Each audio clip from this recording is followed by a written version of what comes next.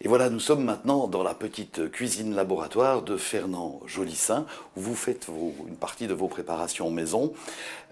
D'où vous est venue cette passion de faire, en tant que pharmacien, de faire des médicaments, des remèdes qui ne sont pas fabriqués par l'industrie pharmaceutique? Bon, dans un premier temps, c'est, je dirais, historique parce que déjà le prédécesseur, le précurseur de mon père, Dr Blatt, il faisait déjà énormément de spécialités maison. Et en fait, les pharmaciens dans le temps faisaient beaucoup de médicaments. Donc, non seulement des spécialités maison, mais il y avait des ordonnances des médecins avec des préparations qu'il fallait justement préparer, conditionner, que ce soit des tablettes, des pommades, des suppositoires, etc. etc.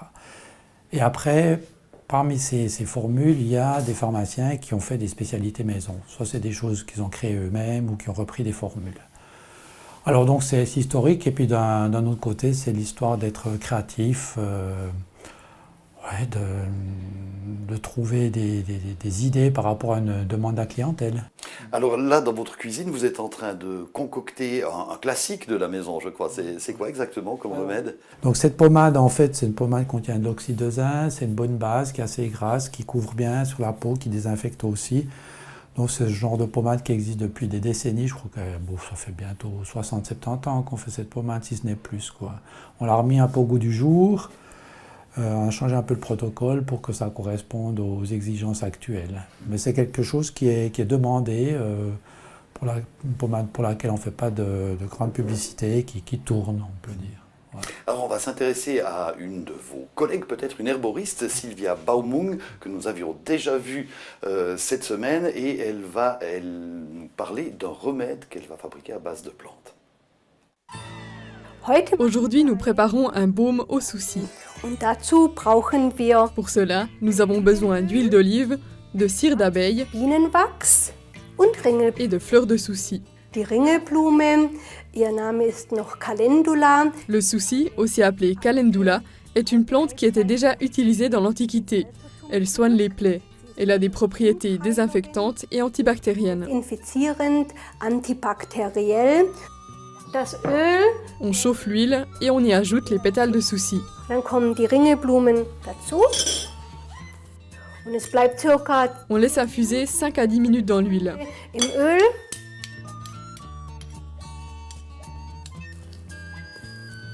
Dann kommt das Ringelblumenöl On remet l'huile de souci dans le bain-marie und et on ajoute la cire d'abeille. kommt hinzu. Für die Salbenherstellung Lorsqu'on fait une crème, c'est très important de travailler proprement. Ça permet de conserver notre baume plus longtemps et ça l'empêche de moisir. und deswegen nehmen wir On va donc désinfecter le pot avec de l'eau bouillante, comme quand on fait des confitures. so Döschen ausgespült, genauso wie bei der Marmeladeherstellung. On peut déjà verser le mélange dans le pot.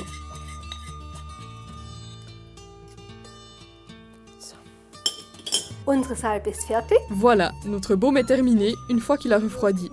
Lorsqu'on se coupe en faisant la cuisine par exemple, on peut appliquer un peu de baume de souci pour que la plaie se referme plus vite. Und die Wunde wird schnell geschlossen. Und natürlich, wer ein Baby hat, Et pour ceux qui ont un bébé, le baume au souci permet de soigner une peau irritée. Blumensalbe. Voilà, de retour chez Fernand Jolissaint. Quand on parle de médecine alternative, médecine par les plantes, les détracteurs vont dire oui, mais c'est pas prouvé scientifiquement, on n'est pas sûr du fonctionnement. Et puis les gens qui sont convaincus que ça marche, eux, ils ont tendance à dire qu'il faut y croire. Alors est-ce qu'il y a une part de croyance, de spiritualité derrière ces remèdes vieux comme le monde finalement? Alors je dirais qu'il y a des produits qui existent depuis la nuit des temps, qui ont fait leurs preuves par tradition, et qui seront toujours là, qui auront toujours leur place.